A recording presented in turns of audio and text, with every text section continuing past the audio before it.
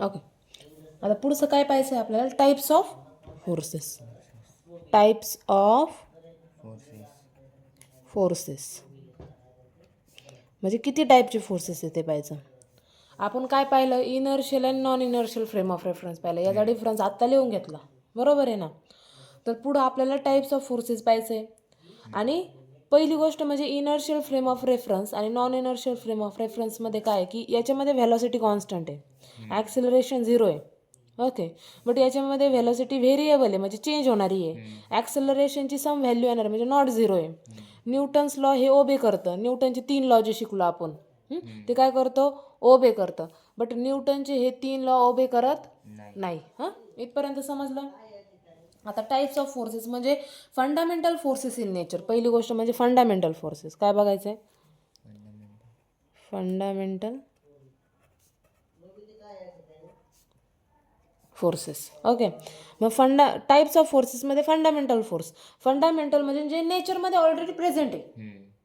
Okay, मग पहिला ज्याच्यामध्ये पाहायचं तो पाहायचा आपल्याला ग्रॅव्हिटेशनल. काय पाहायचा? Gravitational force. दुसरा जो फोर्स आहे तो इलेक्ट्रोमॅग्नेटिक फोर्स आहे. कोणता फोर्स आहे?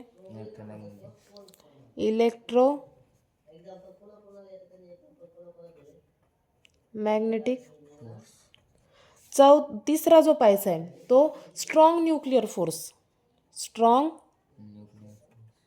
Nuclear force. आणि चौथा जो पाहायचा आहे weak nuclear force. Weak nuclear force म्हणजे फंडामेंटल फोर्स म्हणजे जे की भौतिक येतं, आपल्या आजूबाजूला हे ऑलरेडी नेचरमध्ये प्रेझेंट आहे, हे आपण स्वतः क्रिएट करीत नाही. ओके, मग ग्रॅव्हिटेशन म्हणजे किती किती येतं फंडामेंटल फोर्सेस? 4 येतं. हा पण MCQ येतो समजा आला तर. किती fundamental forces? 4. Gravitational force, electromagnetic force, strong nuclear force आणि वीक न्यूक्लिअर फोर्स. ओके, इथपर्यंत समजलं का? ठीक. आता बघू ग्रॅव्हिटेशनल फोर्स. आता काय बघायचं आपल्याला? Gravitational force. मग ग्रॅव्हिटेशनल फोर्स हा पहिला. याच्यामध्ये डिटेल्स पाहिजे आता. मग gravitational force it is a attractive force between 2 point masses separated by a distance. आता हा जो ग्रॅव्हिटेशनल फोर्स आहे हा प्लॅनेट्सला लागतो. समजा प्लॅनेट्स आपण 2 घेतलं. 2 प्लॅनेट्स कोणते घेतले? एक अर्थ घेतला आणि एक घेतला समजा मून. Okay, 2 planets. ह्या दोन्ही प्लॅनेट्समध्ये डिस्टन्स आहे, अंतर आहे ना, ते समजा आरने रिप्रेझेंट करतो. पण तरी पण मून काय करतो? ह्या अर्थ भोवती सर्क्युलर पाथमध्ये फिरतो. मग ह्या दोन्हींच्या मध्ये कोणता फोर्स आहे? तर ग्रॅव्हिटेशनल फोर्स आहे. कोणता फोर्स आहे? ग्रॅव्हिटेशनल फोर्स आहे. इथपर्यंत कळालं का? मग हा अट्रॅक्टिव्ह असणार ना. अट्रॅक्टिव्ह कसं?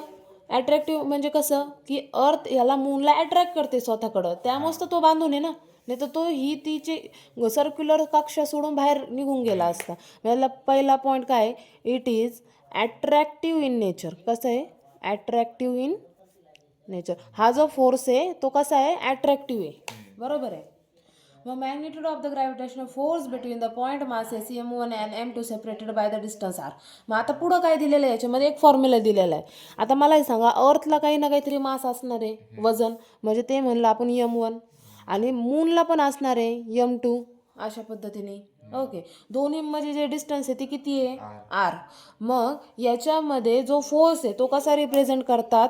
F इज इक्वल टू किंवा F is directly proportional to the, okay, 2 masses M1 आणि M2.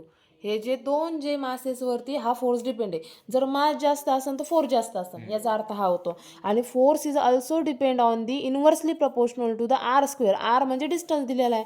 आता M1 म्हणजे काय? Mass of earth. Mass of earth. Capital M2 म्हणजे काय? Mass of moon. Mass of. R म्हणजे distance between earth and moon. Distance between earth and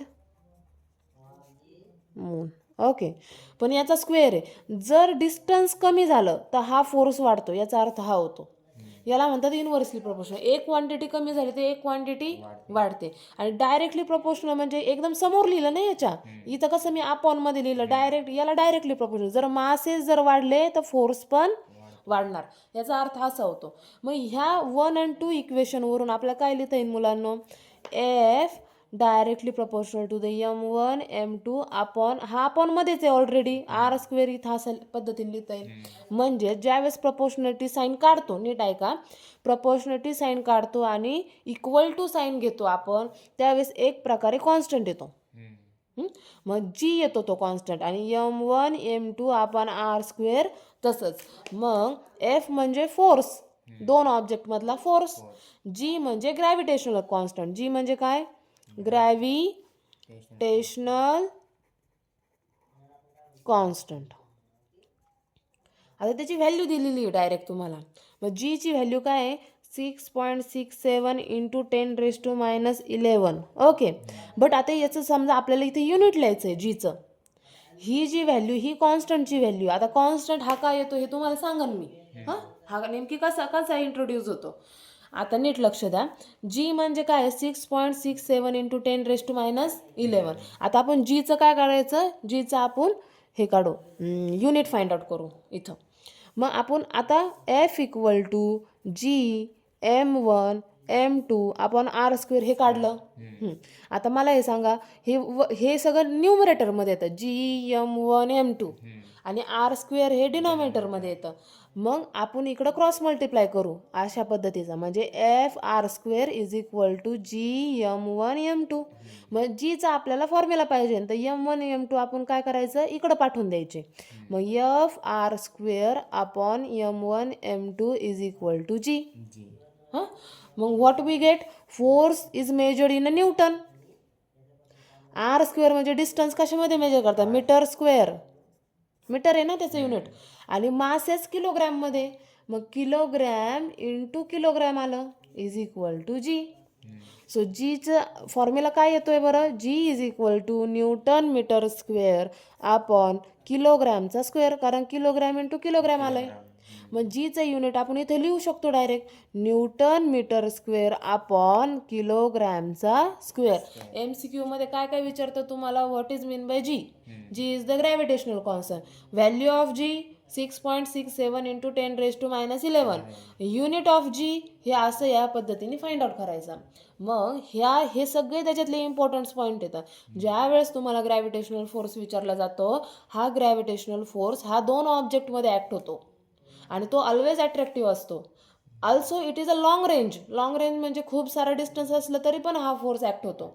आता कितीतरी planets खूप खूप अंतरावरती येतं, जसं की मार्स म्हणा, ज्युपिटर म्हणा, हे जे प्लॅनेट्स येतं खूप लांब लांब आहे, तरी पण याच्यामध्ये दोन जे समजा सगळेच जण कोणाभोवती फिरतात? सन भोवती हे सगळे प्लॅनेट फिरतात, तरी पण ते एकाच डायरेक्शनने फिरतात, चांगल्या पद्धतीने फिरतात आणि ऑलवेज अट्रॅक्टिव्ह असतात पहिली गोष्ट म्हणजे.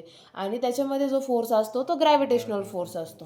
ओके, आता मला हे पण सांगायचं, जर अर्थच्या आतमध्ये पण ग्रॅव्हिटेशनल फोर्स लागतो, बरोबर आहे की नाही? प्रत्येक गोष्ट कुठं पडते रे? खाली पडते, बरोबर आहे. म्हणजे तिथं पण ग्रॅव्हिटेशनल फोर्स आहे, म्हणजे ग्रॅव्हिटी म्हणतो आपण त्याला, ग्रॅव्हिटेशनल फोर्स पण म्हणतात. पण तो जो फोर्स असतो तो पण कसा आहे? ऑलवेज अट्रॅक्टिव्ह इन नेचर आहे. अजून एक सांगायचं झालं तर समजा ह्या पेन आणि ह्या बुकमध्ये पण काय आहे? ग्रॅव्हिटेशनल फोर्स आहे, पण हा एवढा जास्त तीव्र नाही. याचे मासेसच किती छोटे छोटे आहेत बघा ना.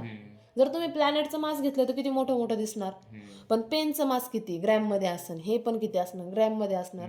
मग फोर्स कसं लागतो? कमी लागतो. ज्याचं मास कमी आहे त्याच्यामध्ये फोर्स पण काय आहे? कमी आहे. म्हणजे हा जो ग्रॅव्हिटेशनल फोर्स आहे तर तो बुक्समध्ये पण लागतो, ह्युमन्समध्ये पण लागतो, पण त्याचं वजन किती कमी आहे as compare to planets.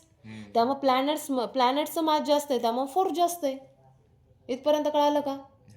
Okay, मग कोणती ना कोणती क्वांटिटी, जर इथं जर मासेस जास्त असते तर फोर्स जास्त असतं, पण आपल्या पृथ्वीवरती मासेसच कमी आहे त्यामुळे फोर्स पण कमी आहे. पण प्लॅनेट्समध्ये मास जास्त आहे त्यामुळे फोर्स जास्त आहे, आणि डिस्टन्स कमी आहे त्यामुळे फोर्स पण थोडासा त्यापेक्षा डिस्टन्स समजा जास्त आहे, फोर्स कमी आहे. म्हणजे रेंज कशी आहे, एकदम अट्रॅक्टिव्ह नाही आहे ना. लगेच एखादा प्लॅनेट दुसऱ्या प्लॅनेटवरती येऊन लगेच धडकतो का?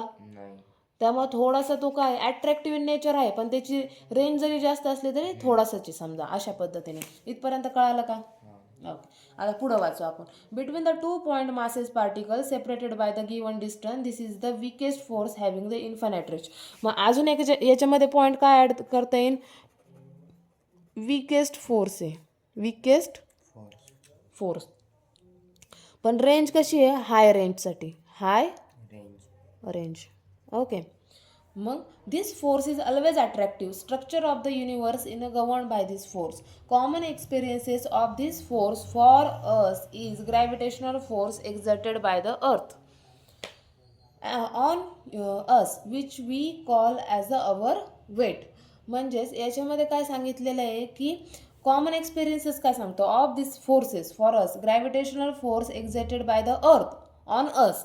म्हणजेच याच्यामध्ये तिसरा जो पॉईंट आपल्याला बघायचा तो काय आहे? आता ही समजा अर्थ आहे, ओके, अशा पद्धतीची. आणि अर्थमध्ये आपण कुठं सिच्युएटेड आहे समजा, किंवा अर्थच्या वरती एक पॉईंट घेतला आपण कोणताही, अशा पद्धतीचा ऑब्जेक्ट आहे अर्थच्या. मग अर्थ काय करणार? याला खाली खेचणार, बरोबर आहे का नाही? मग ग्रॅव्हिटेशनल फोर्स इज एक्झर्टेड. मग अर्थ काय करते? आपल्यावरती हा जो फोर्स आहे ग्रॅव्हिटेशनल फोर्स तो ॲक्ट करते. Exerted by the earth on us which is called as the weight. मग यालाच एक प्रकारे हा जो फोर्स जो ॲक्ट होतोय ना एफ, यालाच आपलं वेट म्हणलेलं आहे. काय म्हणलेलं आहे? वेट. हा जो फोर्स ॲक्ट करतोय ग्रॅव्हिटेशनल फोर्स, यालाच दुसरं नाव काय मुलांना? वेट. ओके. मग आपण फोर्स इज इक्वल टू कोणता फॉर्म्युला लिहिला होता? G M1 M2 upon R square. हा लिहिला होता का नव्हता? पण आता मला हे सांगा, अर्थचं वेट जास्त आहे का याचं वेट जास्त आहे? आपला हा जो ऑब्जेक्ट ठेवलेला आहे याचं वेट जास्त आहे किंवा मास जास्त आहे असं म्हणू आपण. अर्थचं जास्त आहे, त्यामुळे कॅपिटल एम घेतलं. ओके. आणि ही जी ऑब्जेक्ट आहे ही किती छोटी आहे, पण तरी पण अर्थ तिला खेचतेच ना, त्यामुळे स्मॉल एम घेतलं. ओके. मग आता मला हे सांगा, एफ इक्वल टू हा फॉर्म्युला थोडासा बदलन याच्यासाठी, कारण इथं काय आलेलं, इथं 2 प्लॅनेट होते, पण इथं काय आलं? एक ऑब्जेक्ट आणि प्लॅनेट आलेला आहे. ओके. मग त्यामुळं M1च्या जागी कॅपिटल एम लिहायचा आणि M2च्या जागी स्मॉल एम लिहायचा. इथपर्यंत कळालं का? आणि इथून ती सेंटरपासून ते इथपर्यंत रेडियस आहे आर, तर त्यामुळं कॅपिटल आरचा स्क्वेअर लिहायचा. स्मॉल आर पेक्षा आता काय लिहिणार? सर्क्युलर पाथ आहे ना अर्थचा, सर्कलमध्ये आहे अर्थ, तर त्यामुळे तिच्या शेपला रेडियस कॅपिटल आर येणार, म्हणजे आरचा स्क्वेअर झाला. मग ह्या एफच्या जागी आपलं काय ठरलं होतं? Weight of an object. Okay. तर W is equal to GM1 upon आरचा स्क्वेअर. इथपर्यंत कळालं का? याच्यामध्ये काय अडचण द्यायचं नाही. ओके. आता आपल्याला जो पुढं पाहायचं आहे, एक तुम्हाला याच्यामध्ये हे सांगत आहे मी, G equal to MM upon R square. Okay. आता हे सांगत आहे, आपला फॉर्म्युला काय आला? W is equal to G capital M small m upon square. आता स्मॉल m जो आहे, स्मॉल m म्हणजे ऑब्जेक्टचा मास, तो बाहेर काढला आणि ब्रॅकेटमध्ये ठेवलं capital G capital M R square. हां, ओके. हा जो फॉर्म्युला आहे capital G capital M upon आरचा स्क्वेअर, हा स्मॉल जीचा म्हणजे ग्रॅव्हिटेशनल फोर्सचा हा जो फॉर्म्युला आहे, हा मी तुम्हाला सांगा नंतर डिराईव्ह करू. म्हणजेच W is equal to M, याच्या जागी आपण G पुट करू शकतो. असं याच्यावरून हा एक फॉर्म्युला तयार झाला. इथपर्यंत कळालं का? ओके. इथपर्यंत कळालं का तुम्हाला? मग where capital M and R represent respectively mass and radius of the earth. Distance between the ourselves and the earth is taken as the radius of the earth when we are on the surface of the earth because our size is negligible. म्हणजे आपण अर्थ वरती आहे, म्हणजे आपली size किती negligible असेल, अर्थ किती मोठी आहे, आपण तर एक पॉइंट इमेज सारखं दिसतो, एकदम पॉइंट नाही का. Radius of the earth is the 6 point. आता अर्थची रेडियस या बऱ्याच वेळा क्वेश्चन येतो बरं का. अर्थ रेडियस डायरेक्ट त्याची व्हॅल्यू दिलेली आहे. अर्थ रेडियस म्हणजे इथून पॉईंटपासून ते इथपर्यंत डिस्टन्स किती आहे अर्थचं, याला आर म्हणतात ना. ते तर आर किती आहे मुलांनो? 6.4 × 10⁻⁶ मीटर. एवढी. म्हणजे 6.4, 6च्या पुढं किती झिरो लावायचे आहेत? 6 झिरो लावायचे. 6 लाख आणि 60 लाखपर्यंत जाईल ते. ते अर्धीच रेडियस आहे, म्हणजे अख्खी रेडियस किती असेल ती? हा मग तेच ना, ती अर्धीच आहे. मग डायमीटर किती असेल है ना? इथपर्यंत कळालं का? ओके. मग GM/r², म्हणजे हा जो फॉर्म्युला घेतलेला, हा वाला जो फॉर्म्युला GM/r². मग आता G म्हणजे ग्रॅव्हिटेशनल कॉन्स्टंट. याची व्हॅल्यू आत्ता काढली ना आपण. कोणती काढली?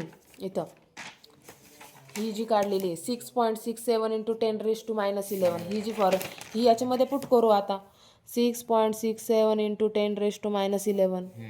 आणि मास किती आहे अर्थचं? मास 6 × 10⁻24 हे दिलेलं आहे. अर्थ मास किती आहे मुलांनो? अर्थचं वजन किती आहे? 6 × 10⁻24 किलोग्रॅम. ओके. डिवायडेड बाय, आत्ता आपण काय काढलं? रेडियस किती दिलेली आहे? 6.4 × 10⁻6 स्क्वेअर. मग याला आपण काय म्हणलो होतो? जी म्हणलो होतं का नव्हतं? म्हणजे ग्रॅव्हिटी किंवा ॲक्सेलरेशन ड्यू टू ग्रॅव्हिटी. म्हणजे प्रत्येक object acceleration due to gravity, याचा अर्थ असं होतो की प्रत्येक जी ऑब्जेक्ट आहे ती खाली येताना किती स्पीड असणार आहे, तिचा किती ॲक्सेलरेशन असणार, ते सगळ्याचं सेम राहतं. मग ह्या ज्या सगळ्या टर्म्स टाकल्या याच्यावरून तुम्हाला हे सगळं कॅल्क्युलेशन केल्यावरती काय येतं? Approximately 9.8 metre per second square.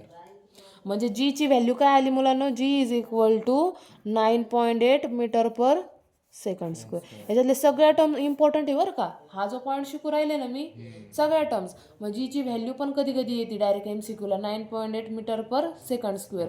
Because G is called as the, जीला काय म्हणतात? Acceleration due to gravity.